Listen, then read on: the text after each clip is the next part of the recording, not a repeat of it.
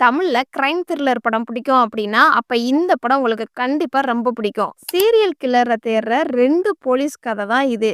காட்டுல ஒரு பொண்ணு கொடூரமா கொலை செய்யப்படுறா. விசாரணையில இதுக்கு முன்னாடியும் இதே மாதிரி வேற ஒரு பொண்ணுக்கு நடந்திருக்குதுன்னு போலீஸுக்கு தெரிய வருது.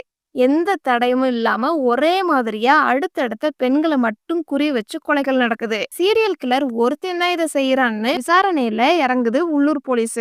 ஆனா அங்கதான் இன்னொரு ட்விஸ்ட் இருக்குது. இன்வெஸ்டிகேஷன்ல உள்ளூர் போலீஸ்னால கண்டுபிடிக்க முடியாததுனால இந்த கேஸ் சிறப்பு குற்றப்பிரிவுக்கு மாத்துறாங்க. எஸ்பியா வர சரத்குமார் இந்த கேஸுக்கான விசாரணைய கொடுக்கறாங்க. ஆனா அவர்கிட்ட புதுசா டிஎஸ்பி போஸ்டிங்ல அசோக் செல்வன் ட்ரைனிங்காக வராரு.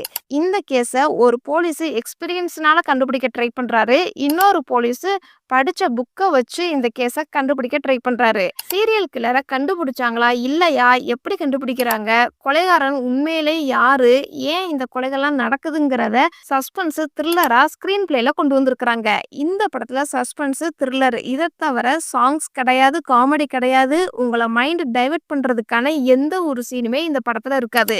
படத்தை ஸ்டார்ட் பண்ணி 10 நிமிஷத்துல படத்துடைய கதைக்குள்ளேயும் போயிருவீங்க. ஒரு ஃபேமிலியா கிரைம் த்ரில்லர் படம் பார்க்கணும் அப்படின்னா அப்ப போர் தொழில் படத்தை மிஸ் பண்ணாதீங்க. இப்போ இந்த படம் சோனி லைவ் ஓடிடில அவைலபிளா இருக்குது. படத்தை பார்த்தவங்க உங்களுடைய ஃபீட்பேக்கை கமெண்ட்ஸ்ல சொல்லுங்க.